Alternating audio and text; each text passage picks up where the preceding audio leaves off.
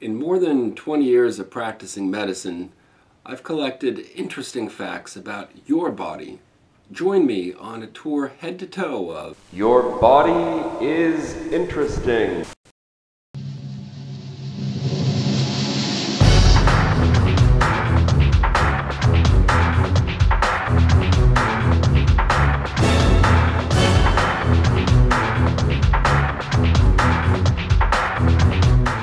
So now we're going to talk about your eyes. Both eyebrows and eyelashes, their purpose is to keep dust that might settle from getting in your eyes. If some dust should get in your eyes, you've got a third line of defense, your eyelids, which are like little shields. And every time you blink, if there is any dust that got through, it sort of wipes it away like a windshield wiper. The rate at which people blink is once every 5 seconds. When you speak, you blink more than that. When you read, it's less than that. You ever notice that babies' eyes seem so big compared to their face? Actually, their eyes remain the same size from infancy, and their face sort of grows into a larger size later in life. The outer surface of your eyes, which is clear, you've got this coat, this clear coat, it's called the cornea.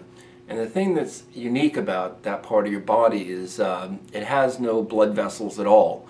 So if you were to scratch your eye, scratch your cornea, you have no way of getting white blood cells to go to the area to fight infection or to also repair the damaged tissue.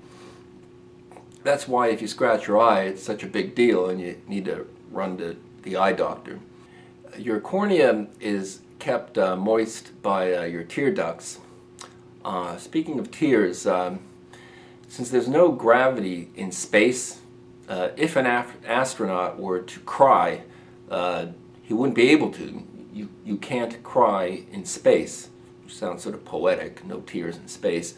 Now, although the lens inside your eye is predominantly responsible for bending light and focusing images onto your retina, your cornea does contribute to this too, and that's how contact lenses work. They augment the curvature of your cornea and bend the light just right.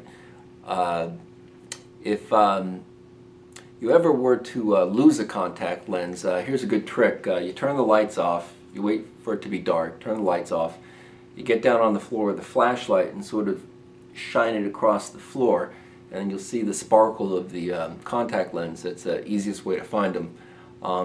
Believe it or not, back in Leonardo da Vinci's time, he made a sketch designing contact lenses way back then. It's remarkable. Now, the colored ring around your pupil is called your iris. Iris is from Greek. It means rainbow. And it's like the diaphragm of a camera. It can get bigger and smaller and make your pupil bigger or smaller, letting in more and less light. If you were to ask a person what color is your pupil, most people would say black. Actually, it's clear. The inside of your eye, like the inside of a camera, is dark and it's black, and so it only appears black. In fact, if you were to be a little person inside your eyeball looking out through your pupil, it would be like looking through a round window at a bright day.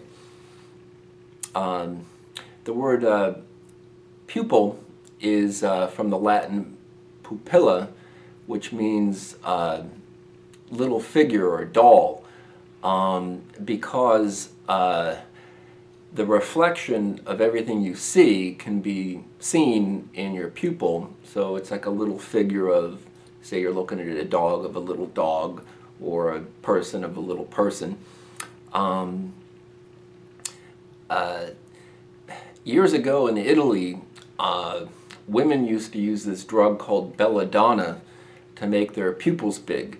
A fad at the time was to have big pupils. In fact, belladonna is Italian for beautiful woman. Speaking of fads, did you ever notice in the Mona Lisa painting she has no eyebrows? The reason for that was also a fad. People would pluck their eyebrows. Go figure. Now, I'd mentioned that iris means rainbow or colors. The way colors work is black is no color at all, and white is the combination of all colors. Sunlight is white. When the sun shines at noon and goes straight down through the atmosphere acts as a filter, and from all the white, which is all the colors, the only thing that it allows to pass is the blue part, and that's why the sky looks blue. At sunset, the sky looks red, and the reason for that is that when the sun is at a lower angle, the light rays aren't going straight through, they're passing tangentially, which is a longer path through the atmosphere, and consequently the atmosphere filters out in a different way and allows only passing red, and so sunsets look reddish. Now, inside your eye is the lens. It looks like a little contact lens. If it gets cloudy, as can occur with aging, termed cataracts, that's Latin for the word waterfall, because when they do get cloudy, it's as if what you see is as if you're standing behind a waterfall looking out through the water coming down, and this sort of obscured vision. Glasses, much the same way that contact lenses augment the cornea's bending of light, external glasses, like I'm wearing, contribute to the bending of light of the lens inside your eye. Speaking of glass, glass is an interesting substance. It's called an amorphous polymer. Technically, it's a liquid. It's not a solid. You think of it as a solid. And being this thick liquid, with time, it drips. So if you go up to a window pane of like an old building and you rattle the window, the top edge is thinned out and the bottom's thick, so the glass will fit snugly at the bottom of the frame, and the window will vibrate at the top edge.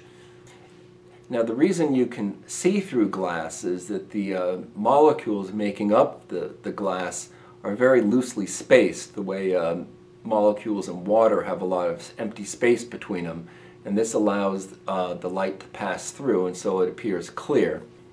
Now, the center of your eyeball is filled with fluid. If the pressure in that fluid is great, that's called glaucoma. Believe it or not, marijuana decreases the pressure inside your eye for glaucoma.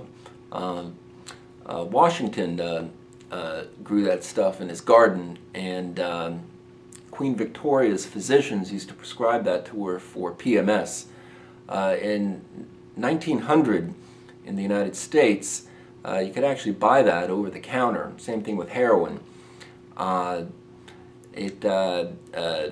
If you were to ingest the substance, it stays in your system for as long as a month. Now, this fluid inside your eye can condense and congeal and form little densities, little flakes. And when the light comes through this fluid, these flakes cast a shadow on the retina, and you see like a little shadow. That's what floaters are. And so if you jut your eyes quickly to the side, since it truly is something floating, it'll float across this way. And unfortunately, they get trapped in there. And when you're still, they settle at the bottom of your eyeball out of the line of vision, but they're trapped in there.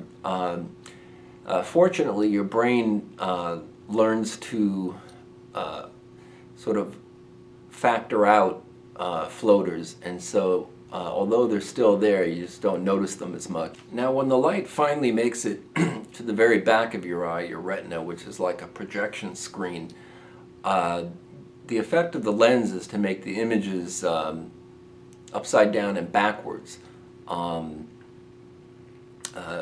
There's some words actually wouldn't make a difference. If you write the word choice cod and hold that in front of a mirror, it won't look any different. Similarly, the year 1961 reads the same right side up as it does upside down.